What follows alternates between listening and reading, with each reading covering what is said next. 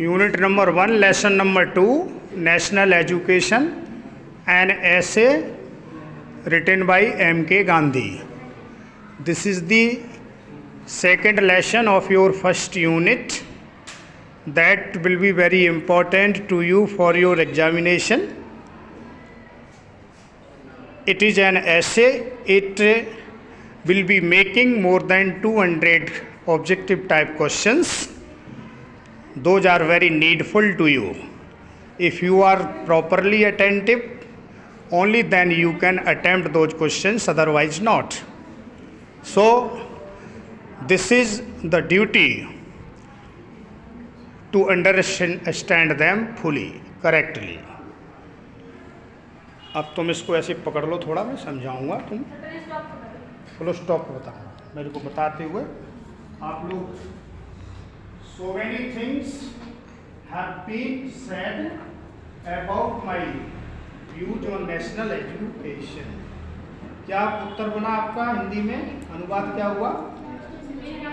मेरे राष्ट्रीय शिक्षा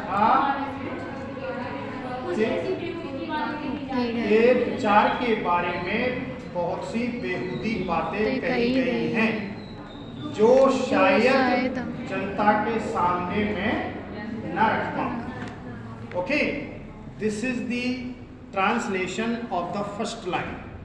translation is done from beginning two comma and from comma two full stop. Translation कहाँ से किया, कहाँ से कहाँ तक किया जाता है? शुरू से कॉमा तक और कॉमा से फुल स्टॉप तक. If the sentence is so long, अगर कोई सेंटेंस ज़्यादा लंबा है तो. If sentence is very small, if sentence is not very long, okay, it can be translated from beginning to full stop. अगर sentence छोटा है, बहुत ज़्यादा लंबा नहीं है, तो शुरू से लेके फुल स्टॉप तक उसका अनुवाद आसानी से कर लिया जा सकता है. Right, let us see the second line. Second line में है, in my opinion the existing system of education is defective. Here it is comma. Comma है कि नहीं? तो आधा हुआ. Apart from its association with an utterly unjust government. फिर comma है, इसका मतलब सेंटेंस अभी और लंबा है, दो कॉमा आ गए. इन 3 मोस्ट इंपॉर्टेंट मैटर्स. यहां पर आकर के ये सेंटेंस खत्म हुआ.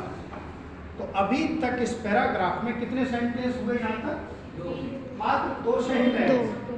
कॉमा तक सेंटेंस नहीं होता, कॉमा तक तो पार्ट ऑफ सेंटेंस रहता है, सेंटेंस का हिस्सा होता है, नॉट ओनली सेंटेंस. अब 2 सेंटेंस, दूसरे सेंटेंस पर हम चर्चा करेंगे. आपको अपने ही आप बताना है इसमें क्या लिखा हुआ, मीनिंग मुझे पूछ लो. ओपिनियन माने विचार, एक्सिस्टिंग माने चालू या अस्तित्व या जारी, जो आप कह सकते हैं, या चालू या अस्तित्व में या जारी. सिस्टम माने तंत्र, सिस्टम माने तंत्र. तंत्र नहीं भी कहो तो सिस्टम भी कह लो, क्योंकि सिस्टम सबको पता है, बहुत पॉपुलर वर्ड है. तो जब भी कोई पॉपुलर वर्ड होता है तो उसका हिंदी अनुवाद ढूंढना या ज़्यादा आवश्यक नहीं होता. फिर भी करना है तो उसको तंत्र कहते हैं. System of education is defective. Defective माने दोषपूर्ण, दोषपूर्ण होता है defective. Apart from its association, apart माने इसके अतिरिक्त. एसोसिएशन का मतलब जुड़ाव. अपार्ट मीन्स इसके अतिरिक्त, और एसोसिएशन का मतलब जुड़ाव या संबद्धता. सही वर्ड क्या होता है जुड़ाव? संबद्धता. और बुंदेलखंडी में क्या होगा? जुड़ाव, संबद्धता. With an utterly. अटरली माने क्या हुआ? ऑल को अटेंड नहीं करना. अटरली माने पूर्णतः, पूर्ण रूप से. अटरली. अनजस्ट, अनजस्ट माने, अनजस्ट माने क्या होता है? अनुचित, अनुचित, अनुचित. गवर्नमेंट, गवर्नमेंट माने सरकार, सरकार, कॉमा आ गया। In three, three means most important, बहुत महत्वपूर्ण, मैटर्स माने मामले, ठीक। अब आपको मैंने एक एक चीज बता दी, इसको हिंदी में ये है, हम अभी बाद में, ठीक है ना। अब आप हिंदी बताइए, हिंदी बताइए।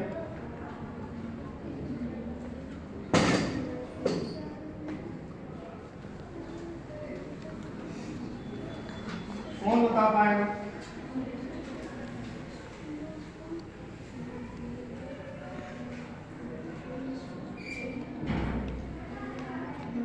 तुम्हें क्या प्रॉब्लम आ रही है?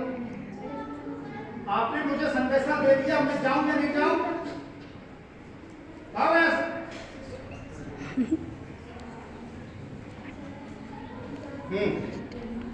क्या हो गया? कुछ नहीं, आपसे बढ़ रहा है कि नहीं बढ़ रहा?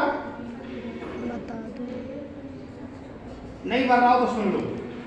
इन माई ओपिनियन, मेरे विचार से शिक्षा का, दी एक्सिस्टिंग सिस्टम ऑफ एजुकेशन, शिक्षा का जो सिस्टम चल रहा है वो दोषपूर्ण है। कौन कह रहा है? एम.के. गांधी कहते हैं कि मेरे ख्याल से या मेरे विचार से existing system of education is defective. जो जारी सिस्टम है, जो चालू सिस्टम है, जो वर्तमान में सिस्टम है, जो अस्तित्व में है, वो दोषपूर्ण है। चाहे जैसे आगे समझ में, ये बहुत सिंपल था, आपने नहीं बता पाया।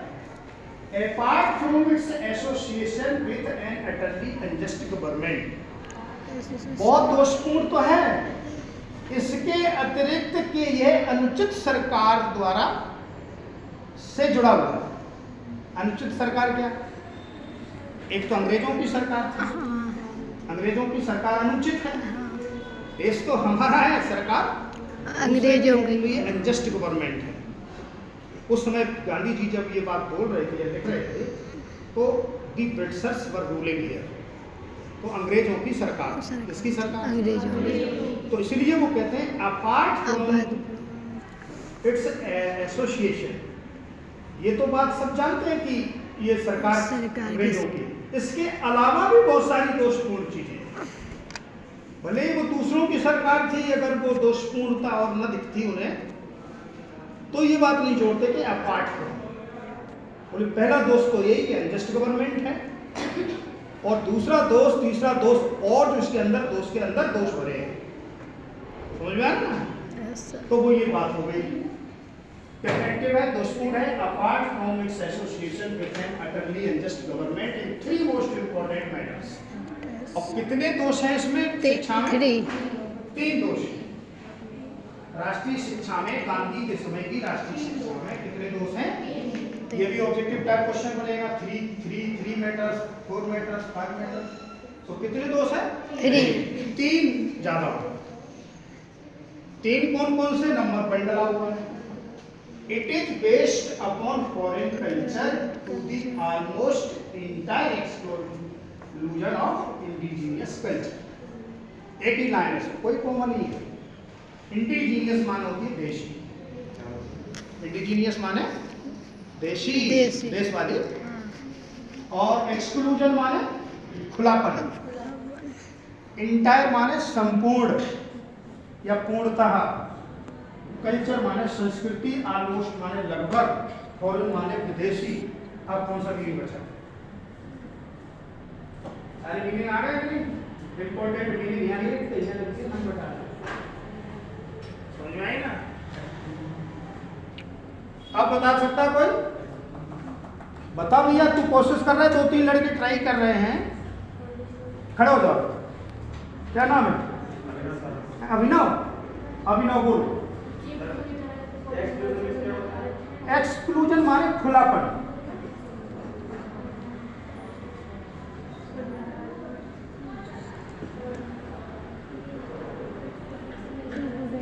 बताओ।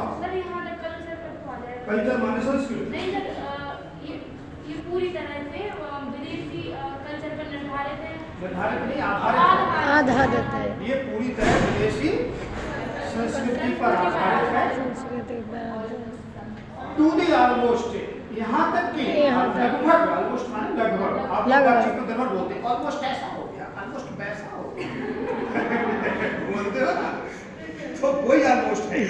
तो to the almost entire exclusion of indigenous culture, जिसमें लगभग देसी संस्कृति है ही नहीं।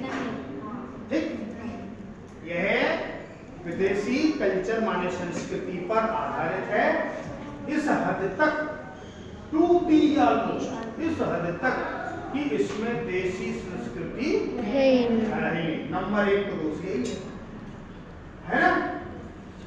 देशी होती तो क्या ये ऐसी भाषा में तुम्हें हमें इतना जोर डाल के पढ़ाना पड़ रहा होगा? ये दोषी तो है नहीं, ये दोष। अगर यहाँ पर देशी सेंटेंस लिखा होता तो तुम समझ लेते। एक मिनट, बस 5 मिनट, वो 5 मिनट प्लीज। पीछे में चलना है। अरे हमें मालूम है, साहब ने पहले ही बोल दिया और अब साहब से कह के आते हैं कोई तक हम नहीं छेड़ो, कोई जी नहीं छेड़ो। हाँ रहेगा ना। It culture to the almost entire exclusion of indigenous culture. प्राचार्य से कह के आता हूँ 1 बजे तक न फोन करना मुझे, न किसी को भेजना। प्राचार्य भी आ जाएंगे तो भी ऐसे ही बोलो जैसा भी बोलो, समझ में आएगा। अब सुनो, दूसरी बात क्या है? दूसरी है it ignores the culture of the heart and the hand. Kumar खड़े रहो अपना सीधे, पढ़ो जल्दी। इग्नोर माने नजरअंदाज करना, हार्ट माने दिल और हैंड माने हाथ। दूसरा रीजन क्या है कि यह नजरअंदाज करती है। क्या नजरअंदाज करती है? क्या नजरअंदाज करती है? इट किसके लिए है? इट किसके लिए है? National education. किसकी बात चल रही है? National education. नेशनल एजुकेशन की चल रही है। ये राष्ट्रीय शिक्षा है, ये नजरअंदाज करती है कल्चर को। कौन से कल्चर? दिल की भाषा को। एंड दी हैंड, कथनी और हाँ दिल। भाई दिल जो है, दिल तो हमारा, हमारी चीज से जुड़ा हुआ होता है ना, विदेशी से थोड़ी जुड़ा होता है। और चीज है ही नहीं देशी इसमें, तो ये दिल से इसका कोई वास्ता नहीं है। इसका वास्ता किससे है? And confines. कन्फाइंस मानो सीमित है इसका वास्ता। सीमित है, सीमित है। Itself simply to the है। किससे संबंध है किसका? इस शिक्षा का, नेशनल एजुकेशन का पूरा का पूरा जो सीमितीकरण है वो हेड्स तक, दिमाग तक। दिल से इसका वास्ता नहीं है। ये अंग्रेजी एजुकेशन किस तक सीमित है? दिमाग तक, दिल से नहीं है। मैं अपनी पापा मम्मी से, पिताजी से, अम्मा से, दादी से बात करूंगा तो किसमें करूंगा या किससे करूंगा? दिल से। दिमाग से करूंगा? दिल से। दिमाग से करूंगा तब तो इंग्लिश बोलूंगा। हाँ। तो मेरा दिमाग इंग्लिश है और मेरा दिल वही है जो मेरी दादी बोलती है। तो उसका संबंध किसका है? इस नेशनल एजुकेशन का संबंध केवल दिमाग से है। दिमाग करवा लिया कि इंग्लिश पढ़ लो, बेहतरीन नौकरी लगेगी, प्रोफेसर बन जाऊंगा, तन्ने से बढ़िया बनेगा, इतनी बढ़िया बढ़िया। लेकिन जब दादी नानी के पास जाएंगे, अम्मा के पास जाएंगे तो इंग्लिश बोलेंगे, तो कौन सी बोलेंगे? हिंदी। जो मेरे बेटे में बोली जाती है, हिंदी भी नहीं बोलूंगा। 10 रुपये उठाओ अपने नीचे से, उठाओ उठाओ, इसके भी हो, हमारे नीचे वाले तुम ही उठा लो। हमारे ठीक है, तो होते ही नहीं। समझ में आ गई ना? तो ये शिक्षा जो है, नेशनल एजुकेशन कहाँ तक सीमित है?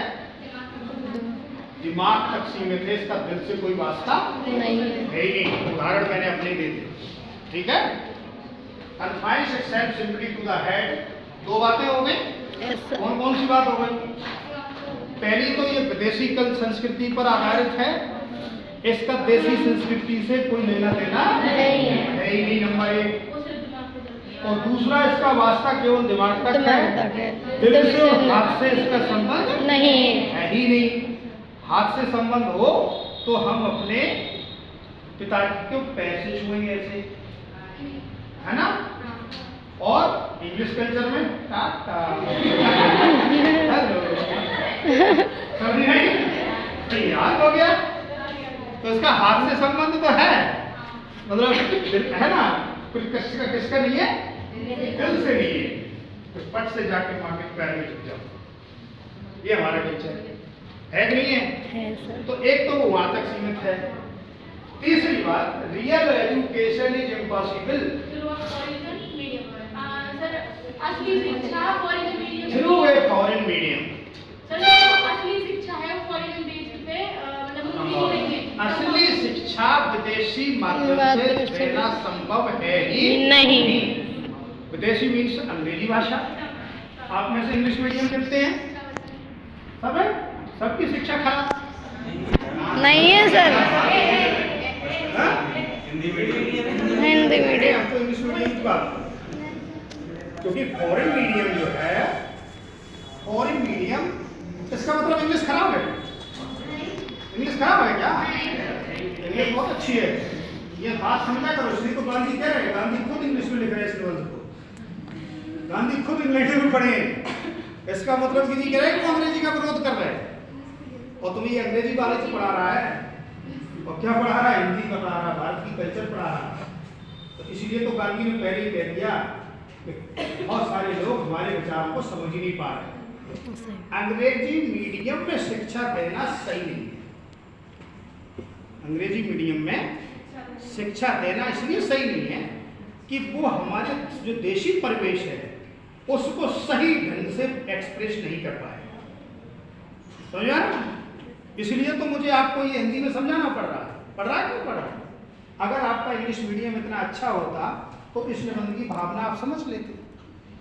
आप इसकी फीलिंग्स नहीं समझ पा रहे, इसलिए मुझे अपनी मूल भाषा का इस्तेमाल करना पड़ रहा है। इसलिए दिस इज द डिफेक्ट। ये क्या है? उसका डिफेक्ट है नेशनल एजुकेशन का। इसे राष्ट्रीय शिक्षा नहीं होनी चाहिए अंग्रेजी मीडियम।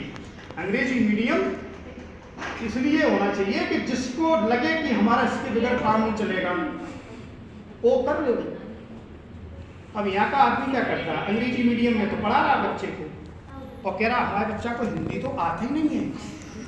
मम्मी कहती है उसको बहुत होशियार है। तो ये क्या है? ये पॉइजन है, जहर है, जो मम्मी के दिमाग में ये भर गया है कि मेरा बच्चा अंग्रेजी में ही सब कुछ करेगा, हिंदी में उसको कुछ नहीं करने वाला। लेकिन अंग्रेजी का प्रोफेसर क्या कह रहा है? अंग्रेजी का प्रोफेसर ये कह रहा है कि foreign education is very necessary but it's medium is very defective. शिक्षा देशी और विदेशी नहीं होती, मीडियम से संबंधित है। मीडियम देशी और विदेशी होता है कि हमें जिस मीडियम में माध्यम में शिक्षा दी जा रही है वो ऐसा माध्यम हो जिसे हम दिल से समझ पाए। किससे समझ पाए? तो गांधी जी का विचार है कि जो इंग्लिश मीडियम वाली शिक्षा है, फॉरेन एजुकेशन, वो फॉरेन मीडियम वाली शिक्षा है, तो वो वेरी डिफेक्टिव। ठीक, बैठ जाओ। 3 दोष आज हमने बताए। अब आपको बहुत बेहतरीन सूचना, जो प्राचार्य जी का संदेश आ रहा, कलेक्टर साहब आ रहे हैं। 2 मिनट की शपथ है नशा मुक्ति पे। हालांकि आप लोग नशा कोई करते नहीं हो, लेकिन ये सरकारी योजनाएं हम लोगों की प्रेस्टेज से जुड़ी हैं। अगर हमने बच्चों को इकट्ठे नहीं कर पाए तो ये हमारा डिफेक्ट माना जाएगा। कलेक्टर साहब कह रहे हैं कि आपके बच्चे मानेंगे नहीं आपकी बात को।